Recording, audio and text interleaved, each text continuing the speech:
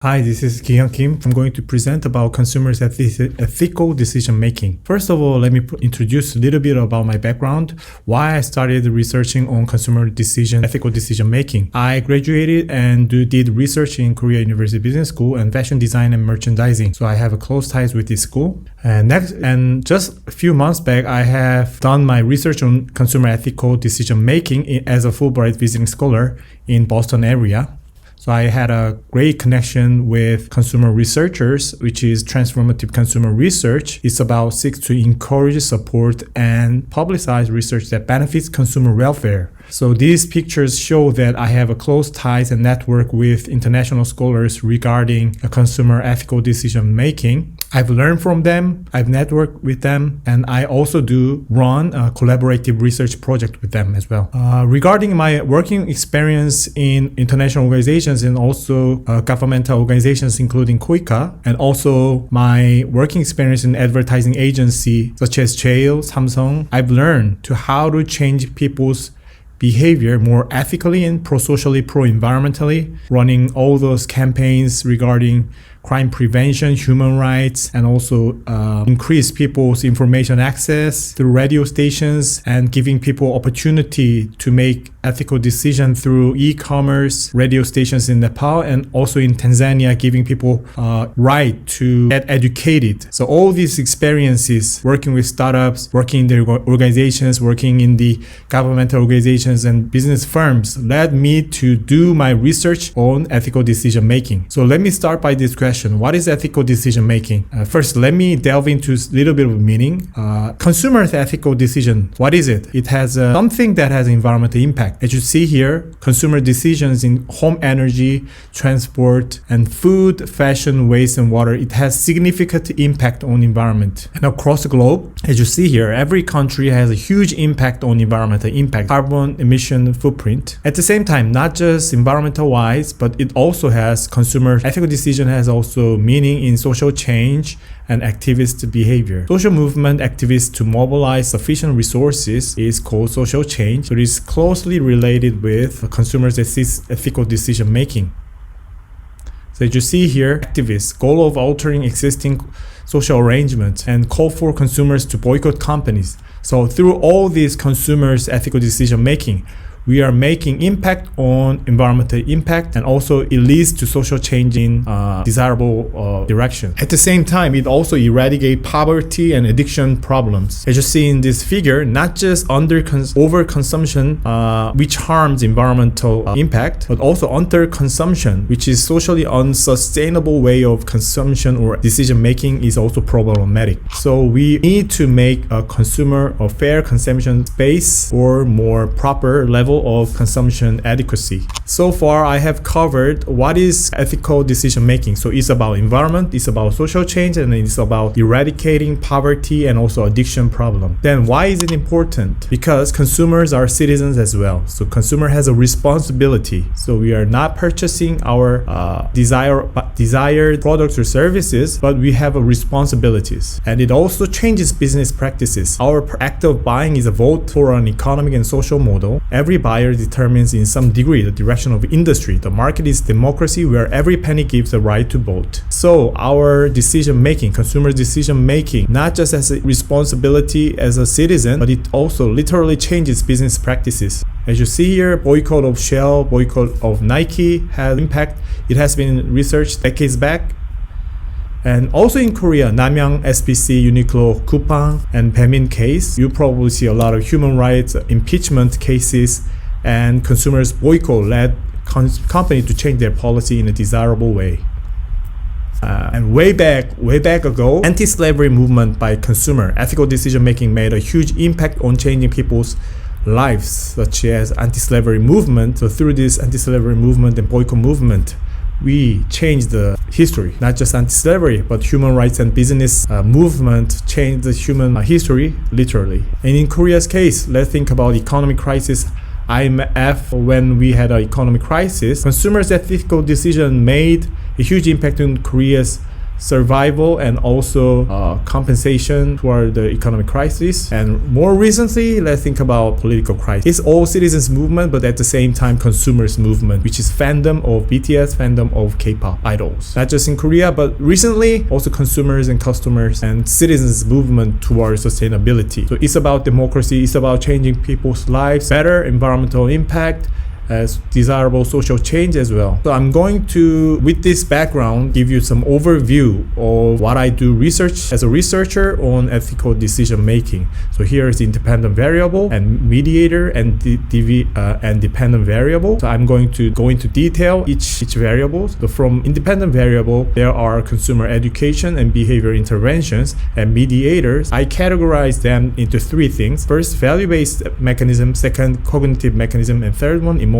mechanism. All three are different and distinctive, but these three are also very, very important psychological mechanism. And lastly, the dependent variable is what I call as virtue ethics behavior, virtue ethics based behavior. And the context, I would like to emphasize also context that consumer decision making are done.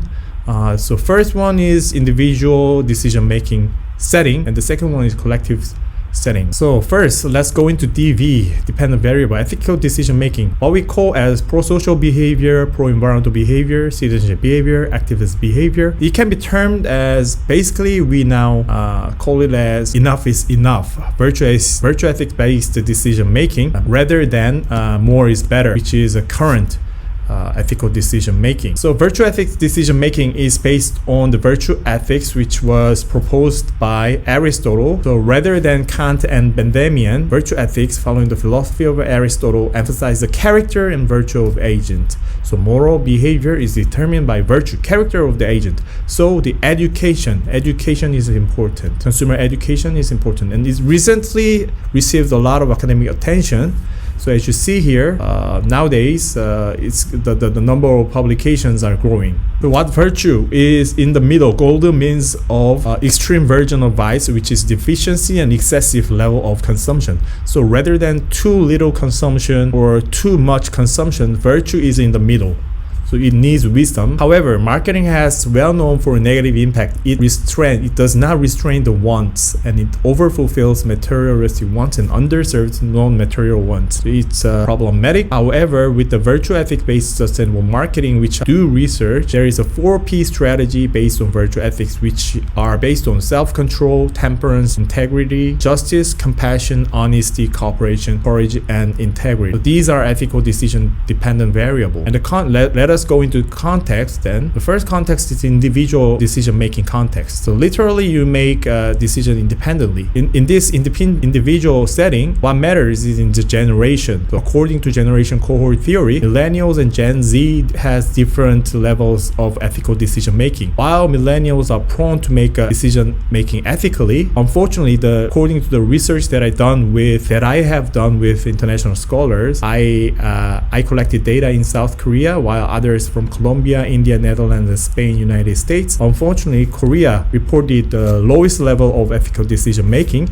and in total, Gen Z's morality is far less than millennials' ethical decision making. So it was quite interesting. What's the reason? It's first maybe because Gen Zs are worrying about their employment, housing, and cost of living. It restrains their ethical decision making. And the second one is the culture of safety, in which overprotected parenting may have reduced their opportunity to develop moral autonomy. So these two are assumed reasons for why Gen Zs are less moral. Individual, there can be activist behavior, such as I'm doing sustainable fashion movement with my friends. And another factor is political orientation. As you see here, according to the literature, Democrats are more prone to make a more ethical and sustainable behavior than Republicans. And the second decision making is not just as individuals. We are located within the collective. For example, individual decision making is quite simple. If you want to make your healthier, then you go to gym. However, in the collective, if you want to make Earth healthier, it does not mean that even though you do put your best effort, if others do not participate, we cannot make our Earth sustainable and healthy. Just as our doing in our jobs in team setting Many people don't participate. That's the problem. That's called social loafing problem. In here, what matters is first collective identity. For example, let us think about the fandom of K-pop idol. Fandoms are so passionate, so they advocate, they review, they influence, they do even activities such as social activism as well. So a recently interesting example is BTS fan ARMY doing some donation with the ARMY. Very ethical decision making because of their collective identity, and also they can learn from the school, learn from family, learn from their teams, their friends about ethical decision making. And third, collective setting. So for example, this is Little Me in collective consumer collective. All these organizations, including corporations, government, civil organizations, international government organizations, including myself, working together to make the world a better place. And for me, it's too little. My influence is too little. So through this resource integration frame, which means it led me to think that my behavior doesn't really count. And that's also one of the important factors in collective decision-making setting.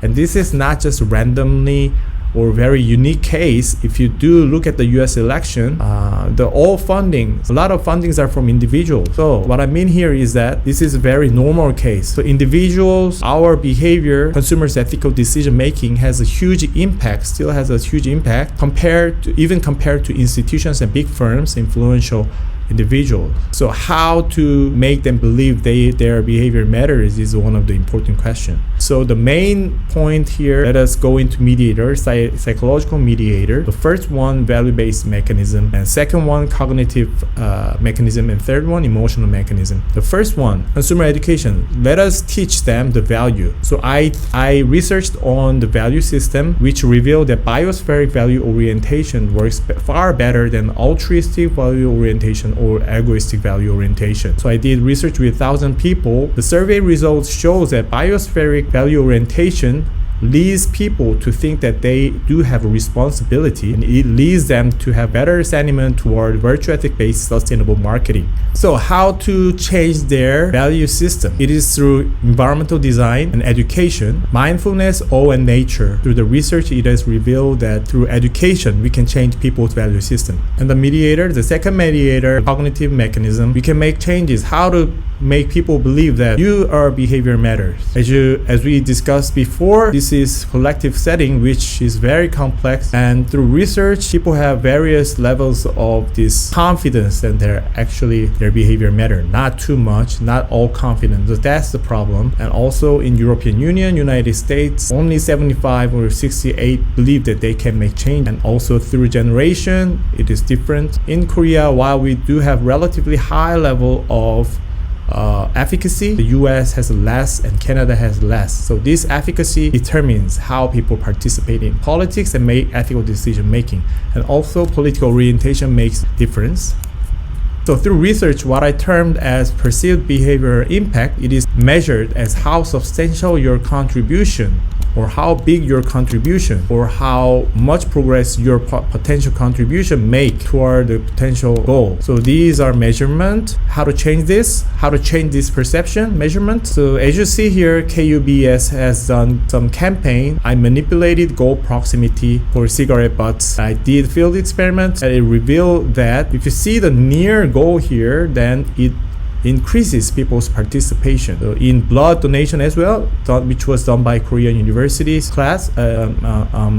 But when the goal is near, the Korean University is near Yonsei University, regardless of the total amount, it increases people's donation, ethical decision making. And also the actual app setting, I did experiment and also scenario-based experiment. We revealed that goal proximity increases perceived behavior impact, and it increases collective action intention. The second behavior intervention is resource integration scheme.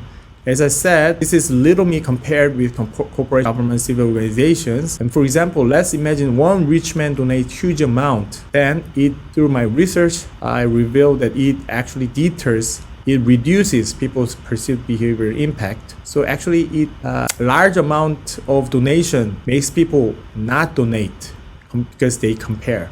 So there are different schemes. For example, giving pledge, promise, or matching gift. Or the third one is conditional match, which is about only when you achieve this amount of goal, then matching gift will be given. So these are three different resource integration schemes that I'm doing research. First one, unconditional giving. Second one, standard matching. Third one, contingent matching. What I emphasize here is contingent matching is the best solution. So through the research, I revealed that because it does have collective threshold, when only you achieve collective threshold, matching amount increases for contingent matching, so the slope here is different. The standard matching slope is this, and seed money, the unconditional gift money is this. However, the matching amount, the contingent matching has radically high slope, so it actually doubles. It doubles the donation amount, while unconditional giving or linear matching only has the similar impact. So also, I have revealed through different experiments that conditional vote increases people's petition behavior than unconditional vote. So again, through resource integration schemes, different resource integration schemes, especially non-linear matching, significantly increases people's intention. So actually, matching scheme doesn't really make changes. Another field experiment was environmental campaign by NGO to make sustainable fashion law, so petition behavior. So unconditional giving and contingent matching I compared, and the results show that conditional vote is far more than the unconditional vote. And for the last, emotional mechanism to make people participate in ethical decision making. Hope matters, and many negative news are here. So how to increase hope? So the mediator, which is hope. Hope is measured by these two questions. People can change the world. And what do you think the individual can stop the negative consequence of the climate crisis? These are measurements to change people's hope. And through the experiments, I manipulated that there is very low level of hope. So it is impossible. So hope is very low. However, what I revealed through the experiment was that through contingent matching, actually, when people believe that their behavior matters, hope doesn't really matter. So even though you don't have hope, the hope is not needed.